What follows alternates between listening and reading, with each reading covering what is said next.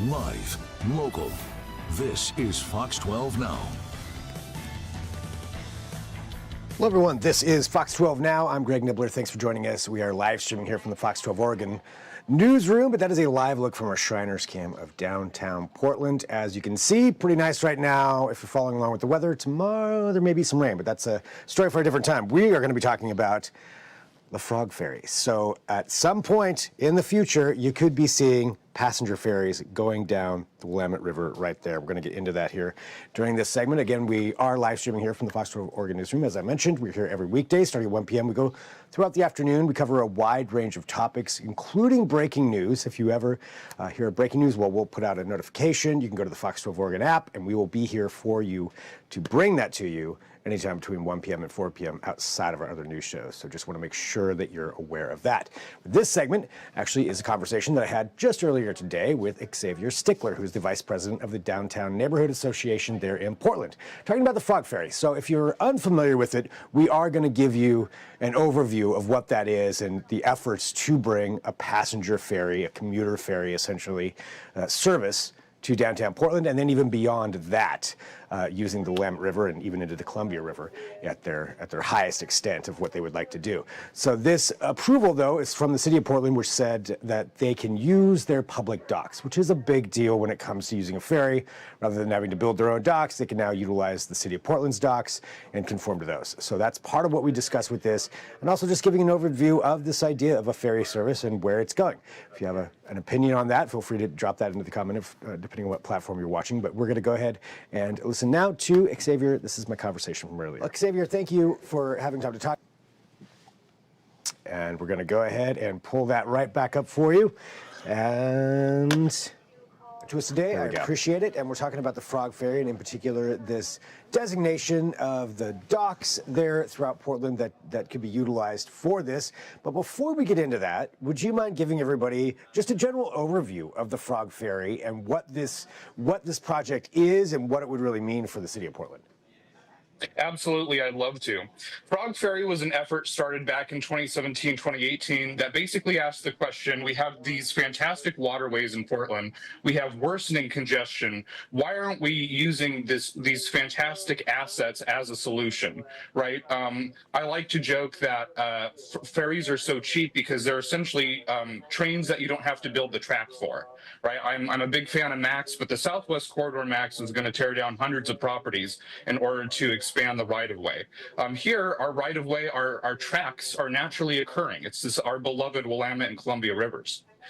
Susan Blabholm, our founder, basically asked this question, why don't we have a ferry? And what she discovered is that urban ferries, or also known as water taxis, basically ferries that just carry passengers, have been talked about in Portland for a long time. They were explored in the 70s as part of the transit mall under Neil Goldschmidt, and they were advocated for then. One of the constraints that we faced then was just kind of lack of funding, but they've for a long time been a part of what the city and the state's desire for Portland. So basically in 2017, a group of citizens from St. John's and downtown came together and said, why don't we have a solution to this perennial problem of congestion? Why don't we expand our accessibility with this extremely fast, extremely cheap method of transit?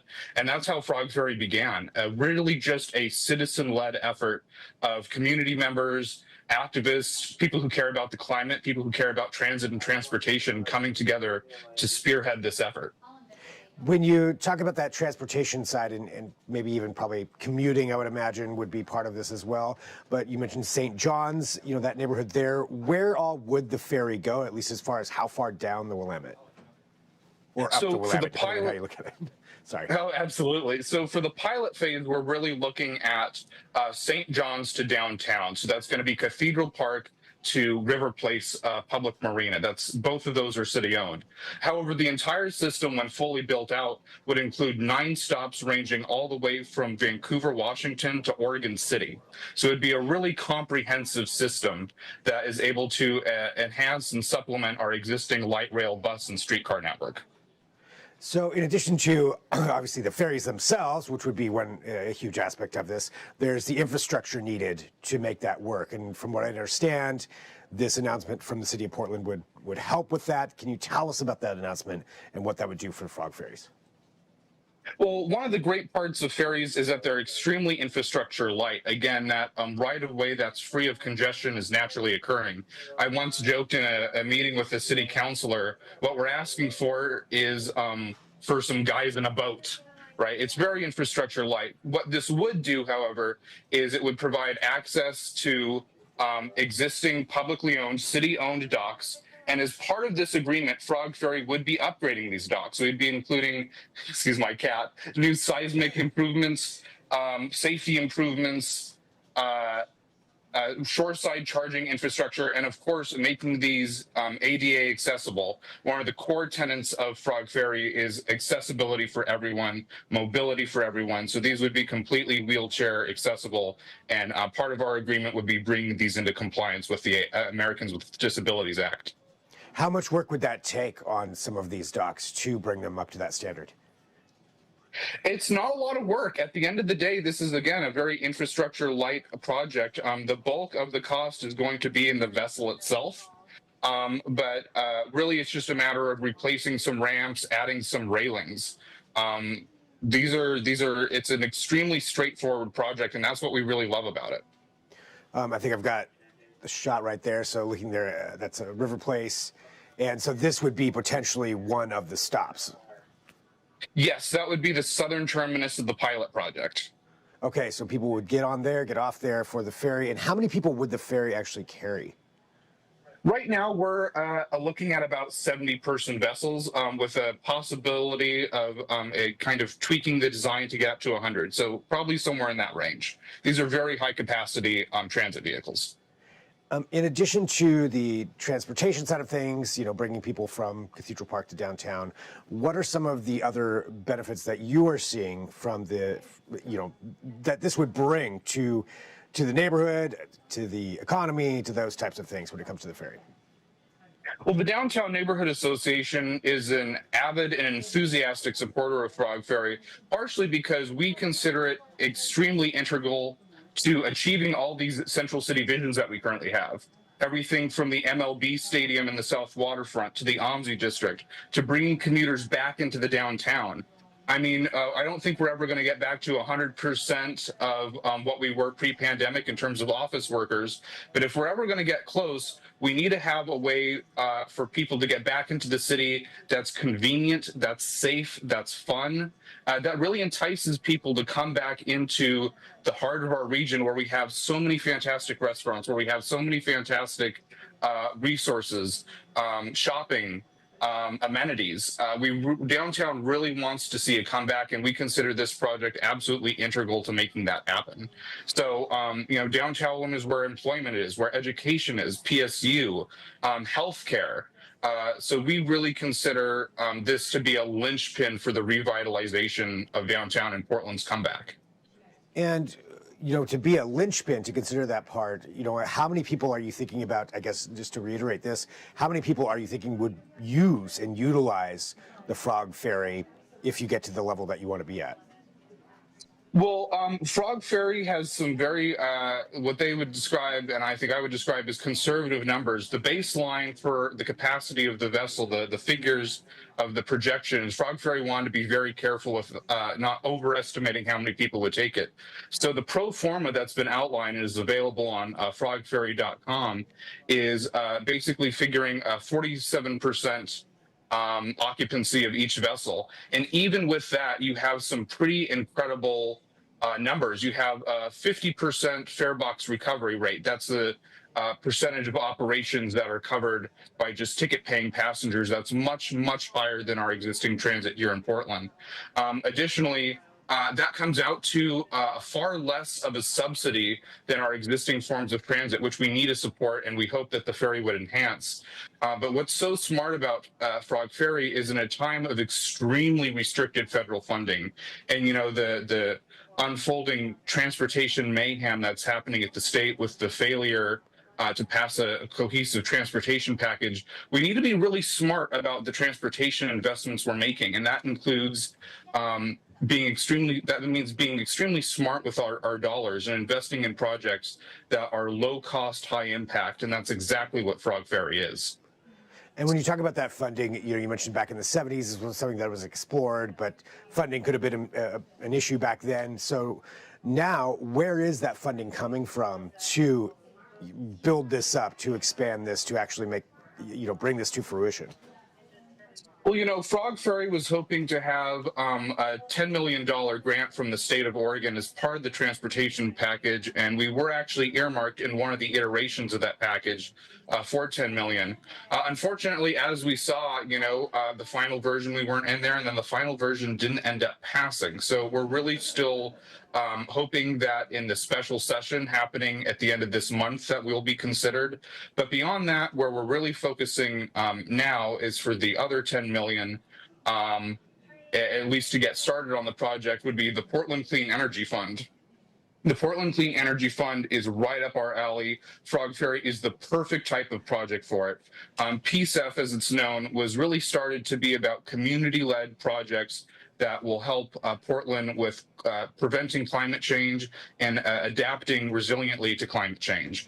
And that's exactly what Frog Ferry is. In fact, of the last 10 projects that were awarded PSEF dollars, Frog Ferry results in 3 times as much decarbonization as those 10 combined. So this is a really smart project. This is a really effective project to achieve the goals and intention of PSEF. Would these be electric powered? Yes. Frog Ferry originally started out thinking that we were going to have to do renewable diesel. Then about 5 years ago, it became clear that the technology had advanced enough that we could be with hybrid operations. And I'm pleased to report that just this year, our technical team has advised us that we can start the pilot with an all-electric vessel, and that is really incredible. That's such good news. And even though a ferry in Portland wouldn't necessarily be, we would not be the first of the kind for a first city in the U.S. to do this. Ferries are a proven best practice for river and bay cities across the U.S. D.C., New York, Seattle, San Francisco, Boston. What would put us on the map, I think, in terms of planning, innovation, and technology, is being able to do this with boats made in the Pacific Northwest, with engines made in the Pacific Northwest, and them being all electric. So you're talking about the pilot program and this funding. How far out are we, and what are the steps that need to happen before this does actually, before you actually do see the pilot happen? Well, now that the city of Portland has granted us permission to use the docks for ferry operations and has granted us permission, if we were to get funding, to make those docks improvements, that's a huge step. Susan, our founder and president, likes to joke that being given permission to use the docks is equivalent to being handed keys to the building in construction terms, or a lease occupancy. We are able to move forward in just 3 years. We can put a boat on the water in just 3 years once we achieve full funding. So that is one of the things that the Downtown Neighborhood Association really appreciates about Frog Ferry is, a lot of these strategies for bringing downtown back are going to be generational investments. Office to residential conversion, that's a generational investment. This can be realized in just a few years. There are very few projects that can say that. I mean, James Beard Market, which we're also strong supporters of, is one of them. This is the other. Well, Xavier, anything else that you think is important for people to know just about this development and Frog Ferry in general? Well, I just want to end by saying, we are so thankful for the city of Portland. We really appreciate their partnership. Unfortunately, Frog Ferry has missed some opportunities because previous city administrations weren't able to rally around us in the same way, and we missed out on some key federal funding opportunities that are no longer available. This administration, this city council, in just 7 months, found a way to get us to yes, and we really appreciate that. We're so thankful. I particularly want to thank, the council president and Mitch Green and just all of the council, really, particularly the deputy city administrators as well. I just want to say that Frog Ferry is a smart decision. Again, in a time of uncertain financial futures, uncertain transportation futures. We need to be judicious with our investment. And for just $20 million, that's a fraction of what it's costing some of these mega projects to be realized. We can bring a whole new form of transit to Portland, which would cut commute times between the North Peninsula and downtown in half. So my closing statement would be the time for Frog Ferry is now, and we hope that the public will support downtown and support us and help us realize this vision. Well, thank you very much for having some time to talk to us today about this, and we'll see where this goes going forward. All right, thank you for having me. I very much appreciate it. So again, talking about the Frog Ferry there and just what that could mean for downtown Portland and even beyond if we're talking about Vancouver to Oregon City. I mean, that's a pretty big area there. So we'll have plenty more information as we find out more. And we do have stories on this at kptv.com. I definitely recommend that you go there and follow up with this. Also, the Fox 12 Oregon app. If you do not have that downloaded, I once again recommend that because it's a great way to watch us, not only live, but after the fact and everything else that we do here at Fox 12 Oregon in general. Coming up at 1:30 p.m. though, I will be back. We're going to be switching gears and talking to the Portland Parks and Recreation Department about the emerald ash borer. You've probably heard that term maybe before. If not, we'll be explaining it to you. But this is an invasive insect that has honestly been spotted and sighted all around the city of Portland and Multnomah County, and most likely is in here. There's some different mitigation efforts that PP&R are going to be doing to try to, at least, you can't really eliminate it, but try to control it. We'll be talking about that in the next segment. So that's coming up at 1:30 p.m. if you are watching live. And again, I do encourage you to join us here every weekday starting at 1 p.m. And if there's ever breaking news between 1 p.m. and 4 p.m. also, this is the place to go. We will have that information for you. We will get experts on. We will find out as much as we can and relay that info to you as soon as we get it. But that's it for right now. I will talk to you here in just about a little over 10 minutes or so. I'm Greg Dibbler. This is Fox 12 Now.